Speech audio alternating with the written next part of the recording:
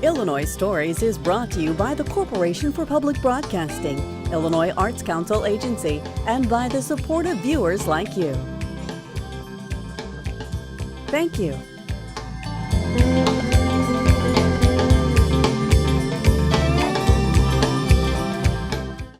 Hello, welcome to Illinois Stories. I'm Mark McDonald in Macomb at the Western Illinois Museum, which is hosting a number of interesting walking tours of the square. One of them has to do with the Civil War and a divided Macomb and a divided country. And Tim Roberts, Professor Tim Roberts at Western Illinois University, it's interesting to note that Macomb, while it sort of would seem to be in the western and northern part of the state, really had some conflicts during the Civil War, didn't it? Yeah, it did. Macomb, originally part of what was known as the Illinois Military Tract, established by an act of Congress in 1812, officially to give land to military veterans, but most veterans didn't come here. Ordinary civilians and settlers came. Macomb was really in the middle of the tract, Mark, and so it attracted people from north and south. That's important to know about, what we're going to talk about later. People from the upper south, Kentucky, Tennessee, Virginia, really settled in the southern part of the tract. Macomb was on the upper edge of that. One of the men who came here was a Kentuckian named James Campbell, settles here in 1831. Just to give you a flavor for the kind of cultural conflicts that are going to characterize our community, Campbell wished to be the clerk of the circuit court. He applies for the position. Officials said, "Mr. Campbell, you're well qualified for the position, but you have to show us that you are not a Yankee." And Campbell was indeed able to show them that he was a bona fide Kentuckian and was able to become the clerk of the circuit court. One other note about Campbell is he establishes a newspaper called the Macomb Eagle, and that would become a Democratic organ during the war and would play a role in this kind of conflict that is important to know about for our community during the Civil War era. And as you mentioned before, to me, off the air, when we get up to the square up here, we're going to see one side of the square was Yankee and one side was not. Right. And the two newspapers also warred against each other, didn't they? That's right. That's right. We talk about a divided country, but historians now know that states like Illinois, kind of border areas like ours, they had their own conflicts, their internal divisions, which complicates and enriches our understanding of how the Civil War really had an impact at the local level in places like Macomb. Let's walk to the square and discuss this a little more. Well, okay, Tim, we set the table, so we have a sort of a disparate population here. We have a Republican newspaper and a Democrat newspaper, and a kind of sweet bit of irony now, where the Democrat paper is now the McDonough County GOP office. That's right. That's right, Mark. It's really funny. Of course, not everybody who came to Macomb was from the South. We had Yankees come from New England, others from New York, Pennsylvania, Ohio. Most of the settlers here, of course, intended to obey all Illinois laws. Illinois, a free state, no slavery here. We also had black codes, which basically made it very difficult as an African American to live in Illinois. The black codes criminalized helping fugitive slaves get their freedom, federal crime and a state crime. Nonetheless, some settlers here from the north believed that slavery a moral wrong, and they committed their lives to actively trying to undermine it. Two families in particular, the Blazers and the Allison families living in the nearby communities, were pretty much, we know, conductors on the Underground Railroad, helping fugitive slaves, probably coming up from Missouri through Quincy, Hancock County, Macomb, and up to Galesburg, then on to Chicago or Canada. Some drama in 1852, voting day, 1852. The mainstream candidates, the Democrat and the Whig, weren't terribly bothered by slavery one way or the other, but an abolitionist candidate, John Hale from New Hampshire, said, "If I'm elected president, I'm going to abolish slavery." The Blazers and the Allison said, "We're going to vote for this guy." So you can cue the kind of Clint Eastwood music, the Blazers and the Allisons riding in on their horses, armed to the teeth, muskets, Bowie knives. Square's probably full of people. Squares, eating, drinking. It's a kind of festival day. People probably passing a few whiskey bottles around, kids playing in the dirt, dogs yapping. But these two families, ride slowly in. They've announced what they're going to do, so there's probably people here looking for them to maybe try to intimidate them from expressing their vote. What's funny, Mark, is they go right over there to where we can see the McDonough County GOP building now. Ironically enough, that was the home of the Democratic Party in Macomb in 1852, where the Macomb Eagle was published. These guys get off their horses, they walk slowly up the stairs, they announce who they are, as if people don't already know, and they announce very clearly they're going to vote for the abolitionist candidate for president. No secret ballot in the day, so you really have to be a man of conviction, and it was men voting to express this radical position in 1852. They get off they come off the porch, get back on their horses, and ride slowly out of town. Thankfully, no bloodshed was what occurred that day. It was simply a matter of voting.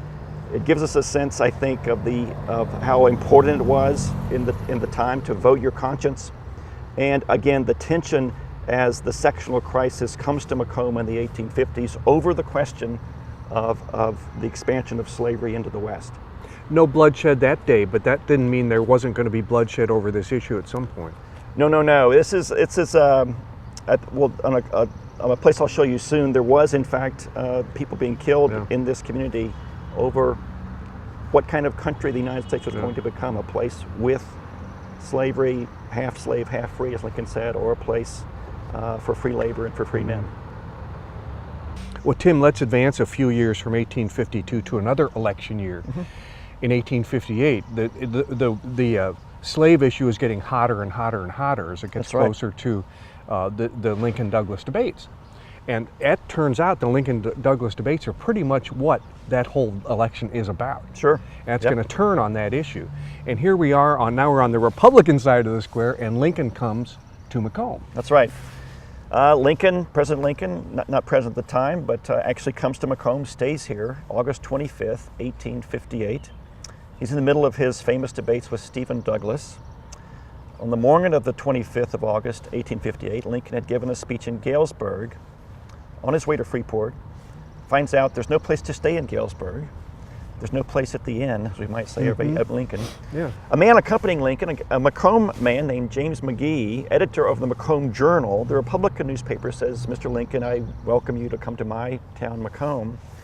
Lincoln agrees. So McGee, Lincoln, and the editor of the Chicago Tribune, a man named Joseph Medill, all come down to Macomb. They get off the train, and they are met by, you might say, Macomb's first citizen, a man named William Randolph, businessman, a banker, brings the railroad to Macomb, and Randolph is the proprietor of the fabulous Randolph Hotel.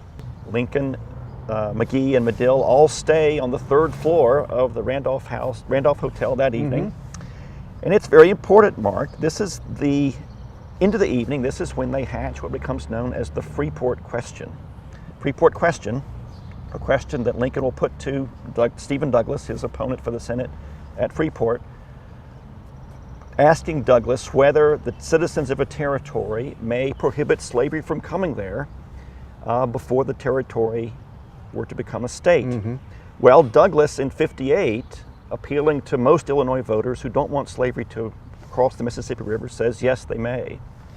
Well, as many historians believe, this wins Douglas the election for the Senate in 1858, but 2 years later, when Lincoln and Douglas are contesting the presidency, it very well may have cost Douglas the presidency, because by that time, Southerners casting about for a candidate who guarantees slavery can jump the Mississippi, go into the western frontier. Remember what Douglas has said in 58, and says we need to find a more secure pro-slavery candidate.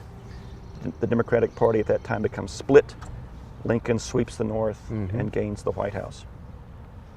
Incidentally, Lincoln had his picture taken in Macomb that day on the 26th of August by a local photographer named Tom Pearson. Pearson's studio was right across the street from the Randolph Hotel. And if visitors wish to come to the Western Illinois Museum, they can certainly see the original, very rare picture of Lincoln as he appeared in 1858. Tim, as an example of this vitriol between these two sides, you've got some language that was used in those days. Yeah, Mark, at the beginning of the war, bipartisan support for the Union to restore it. There's a resolution by city officials, Democrat, Republican, saying that we support the administration, we want the country restored. But that unity quickly breaks down The Democrats become very upset over President Lincoln's prosecution of the war. He becomes a very strong executive. They protest his declaring martial law in much of the North. They certainly protest his Emancipation Proclamation, which I'll mention soon. Mm-hmm. But, and those sentiments expressed by the Macomb Eagle, other Democratic leaders did so. But the Republicans had their own organ, the Macomb Journal, edited by James McGee, gave as good as it got. Just wanted to read you a short quotation from the Macomb Journal describing a local Democrat. Okay. This is something that people are reading in the newspaper in Macomb during the Civil War. In June 1862, the Journal published something called, a story called An Attempt to Kill, in which it described on Saturday afternoon a foul-mouthed, blatant secessionist named Dave Chrisman came into our city after visiting a few groggeries, commenced his cheers for Jeff Davis and his profane denunciation of our President Lincoln. He stopped to rant some of his treasonable and blasphemous utterings. When Mr. A.V. Brooking, a much respected citizen of the community, flung a potato at this vile miscreant, whereupon the hell-deserving wretch deliberately drew a revolver and fired twice at our friend Mr. Brooking, fortunately missing him each time. Both shots passed into the store and narrowly missed several persons.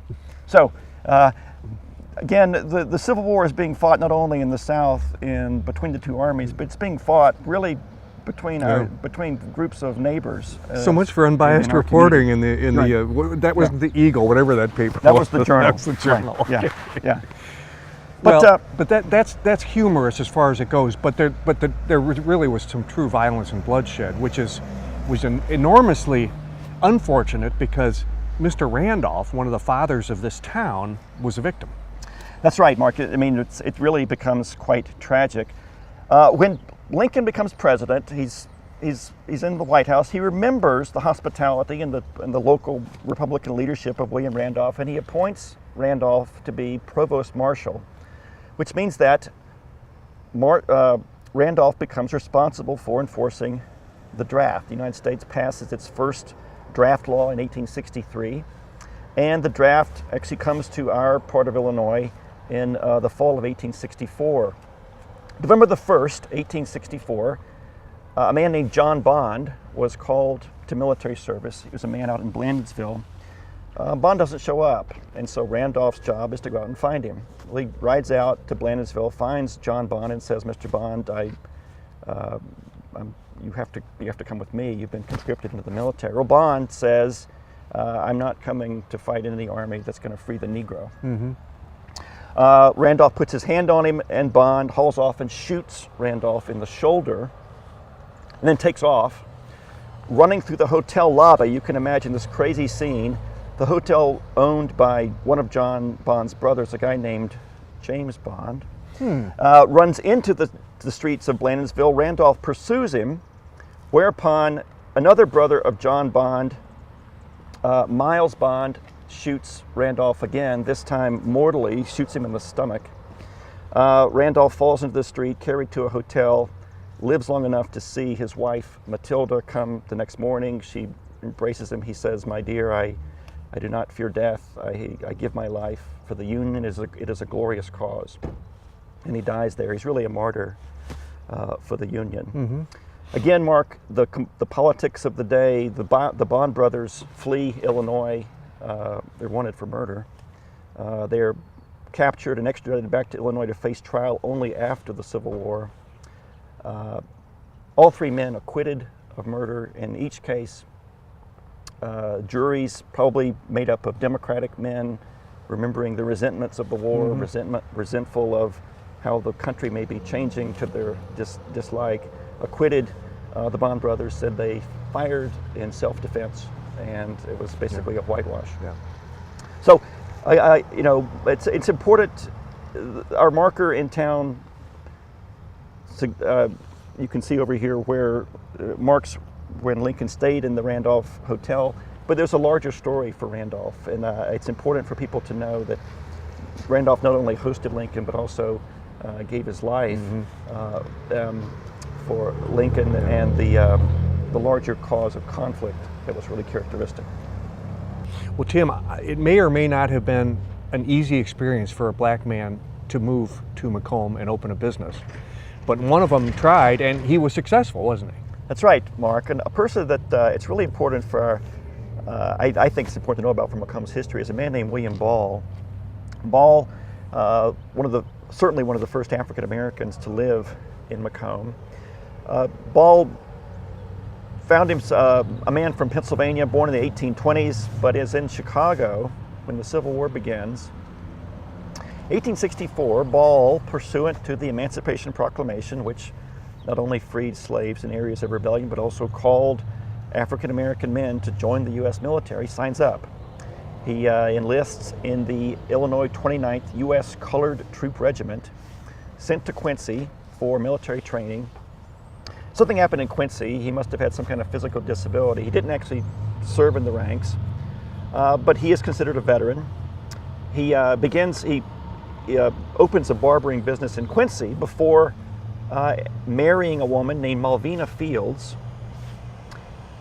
William Ball, his wife Malvina, and her brother James Fields in 1865 come to Macomb.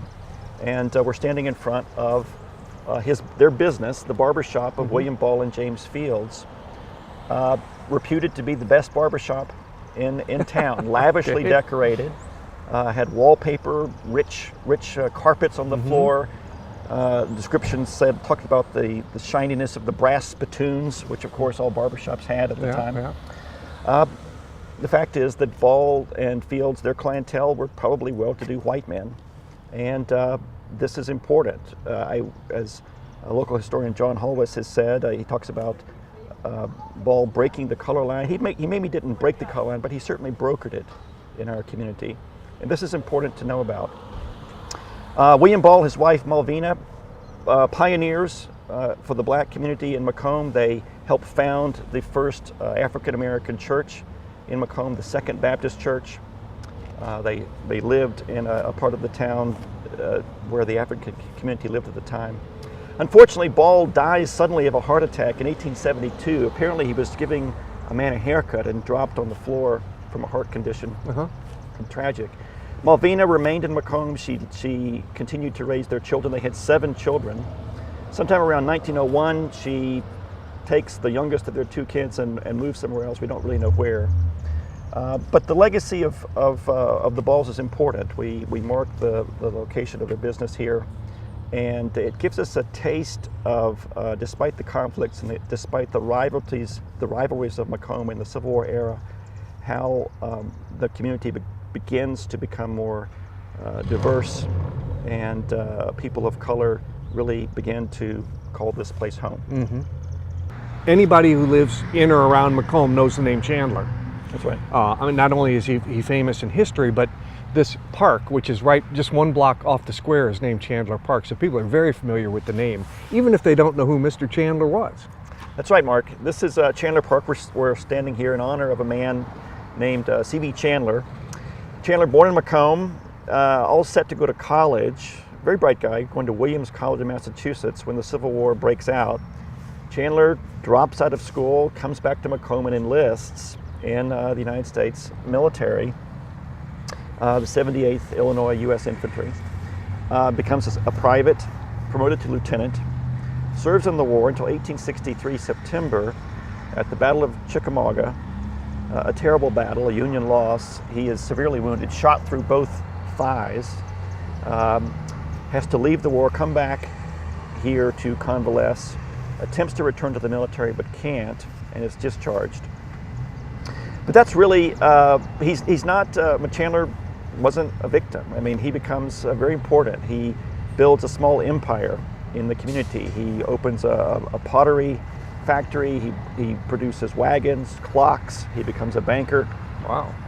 He's amassed such wealth by the 1890s that, Mark, he surreptitiously buys all of the properties in the area of the downtown where we are. Apparently it was pig farm, pig stalls, holding areas.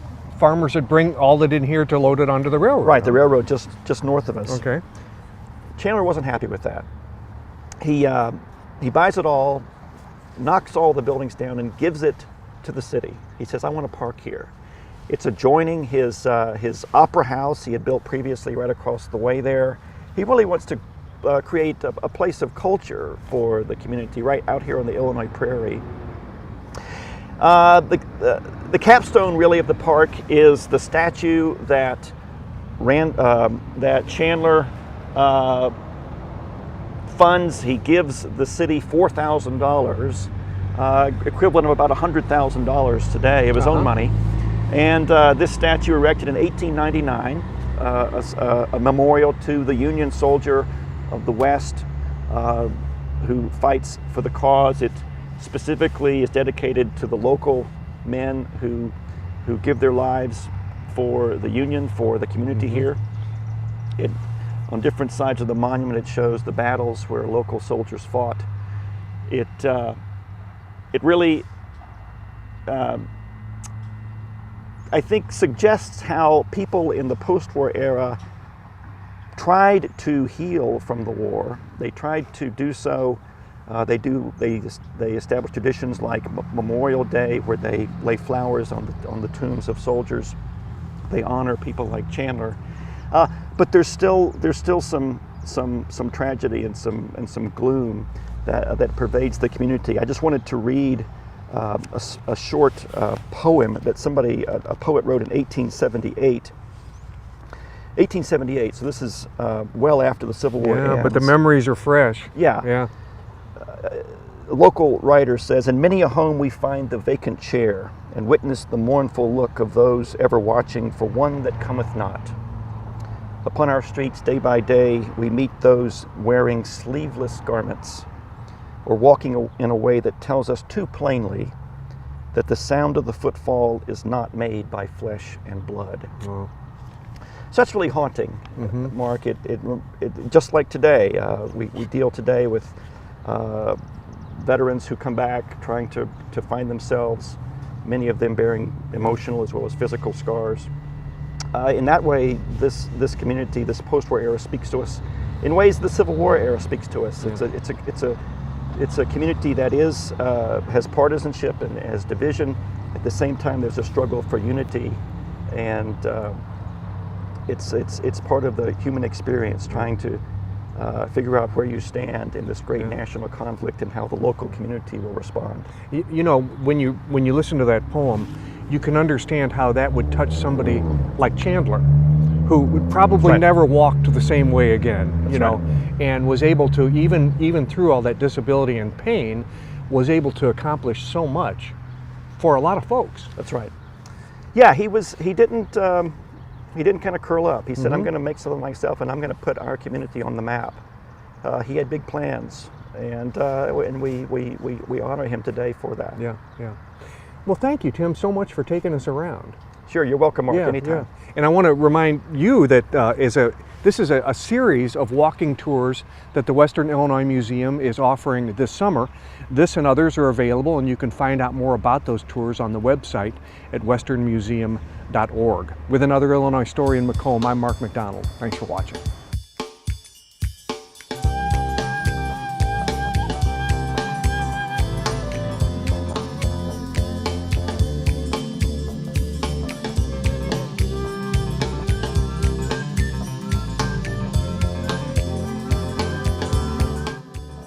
Illinois Stories is brought to you by the Corporation for Public Broadcasting, Illinois Arts Council Agency, and by the support of viewers like you.